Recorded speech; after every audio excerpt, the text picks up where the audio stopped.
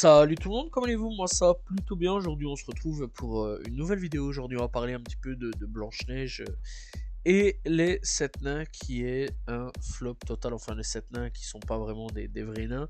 On va parler un petit peu de ce flop total et donc de Disney en ce moment qui est très mal. Vraiment qui est pas très bien, qui est très mal. Là ils sont à terre, ils sont en PLS.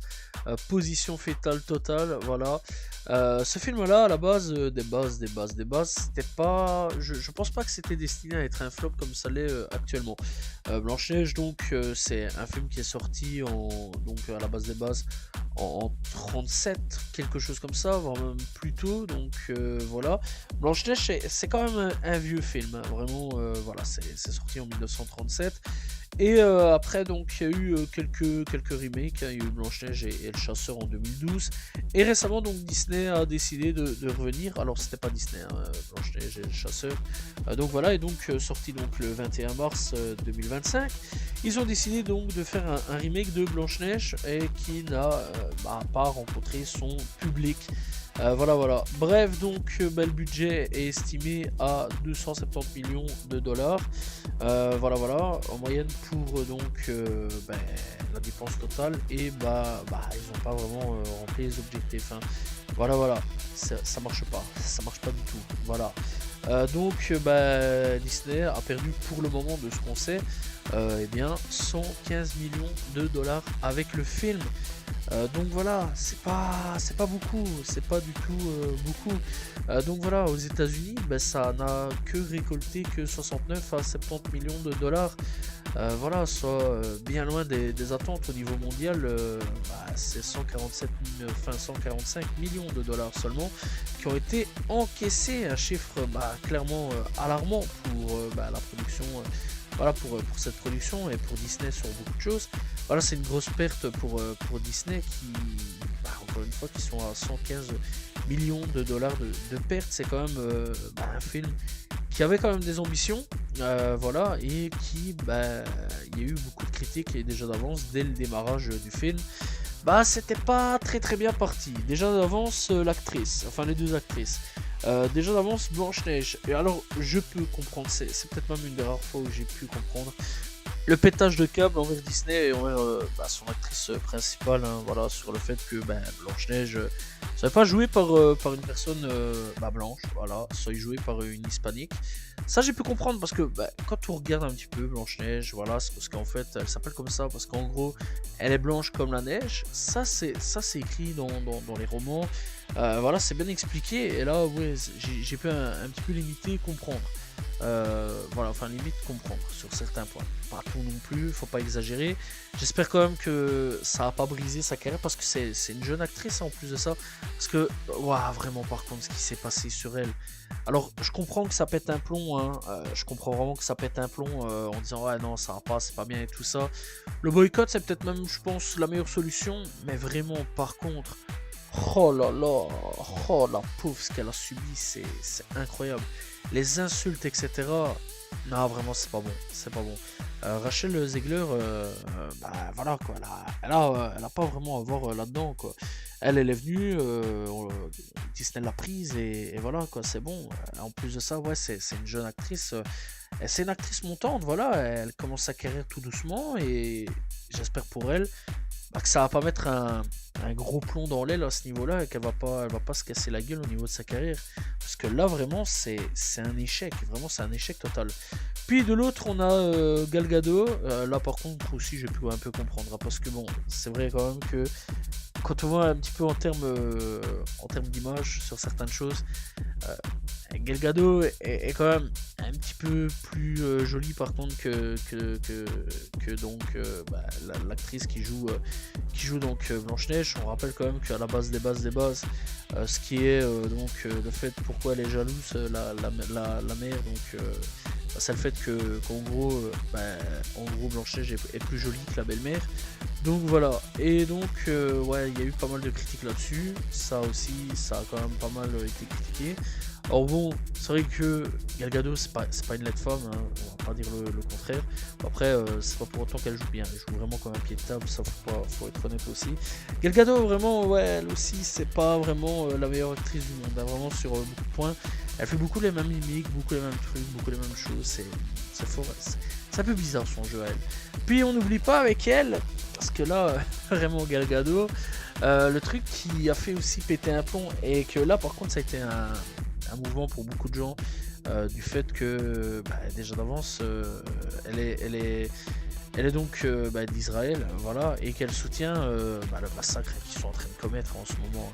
Voilà, on va pas se mentir. Alors ok, il y a eu des torts d'un côté avec ce qui s'est passé, le fait qu'ils sont venus, qu'ils ont enlevé des gens, etc. Mais on rappelle quand même que ce qui se passe en ce moment avec la Palestine, c'est depuis 1947 quand même, hein. Donc voilà. Alors bon, je suis pas dans dans ce qui se passe là-dedans, je suis pas dans le délire pro-Hamas, pro-israélien, etc. Que du contraire. Moi, à ce niveau-là, voilà quoi, je suis un petit peu en train de voir ce qui se passe. Je plains beaucoup, c'est le peuple, vraiment le peuple palestinien. Je parle pas du Hamas, hein, vraiment, mais le peuple palestinien, vraiment, va falloir vraiment qu'à un moment ou à un autre, qu'on reconnaisse qu'en ce moment c'est un gros génocide. À un moment ou à un autre, faut prendre position, faut parler, il faut dire quand même les choses.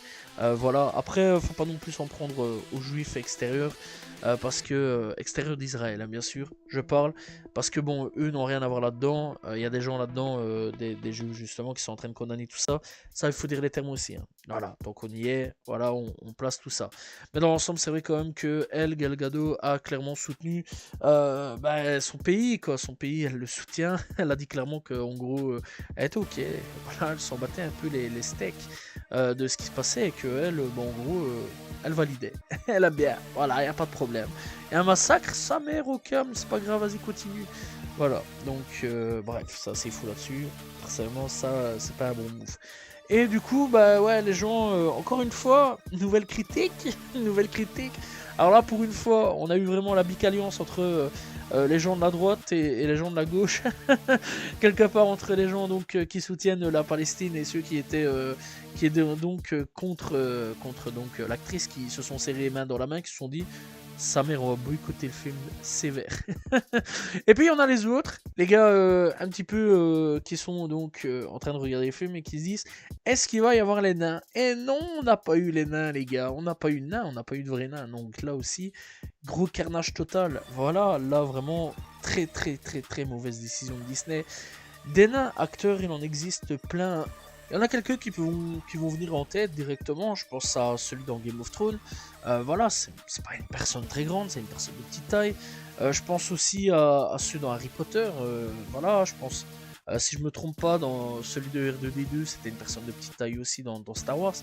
Donc voilà, des nains, il y en a toujours eu. Et c'est le moment en fait. C'est le moment de donner aussi un petit peu des heures de gloire à des personnes de petite taille. C'était le moment de donner vraiment leur heure de gloire, et vraiment là, ils l'ont pas fait. Disney l'a pas fait. Disney s'est dit, nique sa mère, on s'en fout. Voilà.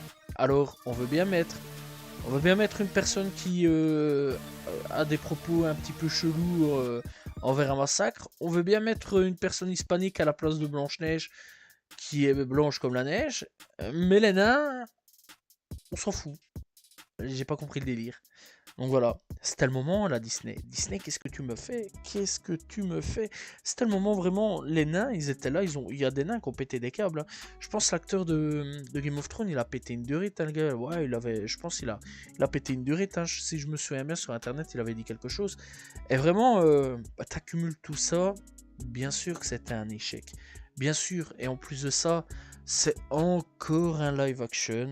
Les live action, ça fait combien d'années que les gens disent, plus on avance, plus les gens disent on en a marre, on en a marre, on en a marre des live action. Voilà, nous on veut de la nouveauté, arrêtez avec de détruire les classiques. Je comprends pas. Je comprends pas. Alors d'un côté, ouais, il y a des propos qui ont été quand même vachement durs, vraiment très très durs. Il y a eu de la misogynie, il y a eu quand même pas mal de racisme, il y a eu quand même pas mal de choses. Voilà, et vraiment, ça c'est pas des propos fortement tolérables. Ça, je peux comprendre les critiques là-dessus au niveau de certaines personnes. Donc voilà, mais vraiment dans l'ensemble, tu mélanges, tu fais un cocktail, tu mélanges, tu secoues bien tout ça, tu sers ça, bien sûr que les gens allaient boycotter, c'était sûr et certain que ça allait boycotter. Voilà, et en plus de ça aujourd'hui, bah, ça a tellement foiré que ça a des répercussions. Puisqu'aujourd'hui, bah, Disney stoppe totalement Réponse. Voilà, avant même le tournage même de Réponse. Voilà, donc face à tout ça, bah, Disney a réagi en mettant en pause le remake de Réponse, annoncé en décembre 2024. Donc il y a vraiment pas longtemps. Ce projet avait pourtant commencé à prendre forme. Michael Gracey a connu donc pour The Greatest Showman. Voilà, très bon film aussi sur des temps passants. Devait réaliser donc le film. Jennifer Keating Robinson, scénariste de Thor Love and Thunder, était aussi de la partie là-dessus. Après, Thor Love and Thunder, c'était de la merde. On va pas aller par quatre chemins là-dessus. C'était vraiment chier ce film-là. Donc voilà. Ainsi, la production a été arrêtée. Voilà, les réunions avec les acteurs en cours depuis plusieurs semaines sont totalement suspendues. Voilà, et selon plusieurs sources, Disney souhaite réévaluer sa stratégie sur les adaptations live action. Et je vais dire, il est temps quand même. Depuis plus de 10 ans, quand même, Disney exploite des remakes. Et certains, ont quand même cartonné. Et bon. Pourquoi pas, mais bon, voilà. Il y a eu La Belle et la Bête, par exemple. Voilà, il y a eu Le Roi Lion. Il y a eu Aladdin aussi. Bon, voilà, quoi, ça avait marché. Bon, c'était un peu les prémices, je pense, c'est un peu les débuts. Voilà, puis il y a eu Alice au Pays des Merveilles, ou de l'autre côté du miroir, quelque chose comme ça, qui a un petit peu marché. Donc la Alice, ça avait un petit peu marché. Donc voilà, mais sinon, il y avait d'autres films qui ont pas trop marché non plus. La Petite Sirène qui avait déçu, etc. Et bon, quand tu accumules, je pense, quand même plus de 10 ans de live action, que les gens, au bout d'un moment, disent stop. À un moment ou à un autre, le stop il arrive. Il y a des critiques que je peux comprendre, encore une fois. Blanche-Neige, je peux comprendre. Sur le coup de Blanche-Neige, bon, par contre, dire qu'elle est dégueulasse, qu'elle est moche, etc., c'était quand même déconné. Alors, c'est vrai que elle est moins belle que Gal Gadot, ça, on peut pas vraiment nier la chose. Mais dans l'ensemble, ça reste quand même toujours une belle fille. Voilà, c'est pas une belle fille, que du contraire. Mais dans l'ensemble, lui foutre plein sa gueule comme ça a été fait ainsi. Waouh, moi je plains la petite, quoi. La pauvre, elle a rien demandé. Elle débarque fraîchement dans le cinéma. Voilà, elle arrive, c'est une petite nouvelle, elle commence sa petite carrière, et la pauvre, elle s'en ramasse plein la gueule, vraiment plein la gueule. Après, bon, du côté de Gal Gadot, je peux comprendre, vraiment, ça, je peux comprendre les critiques.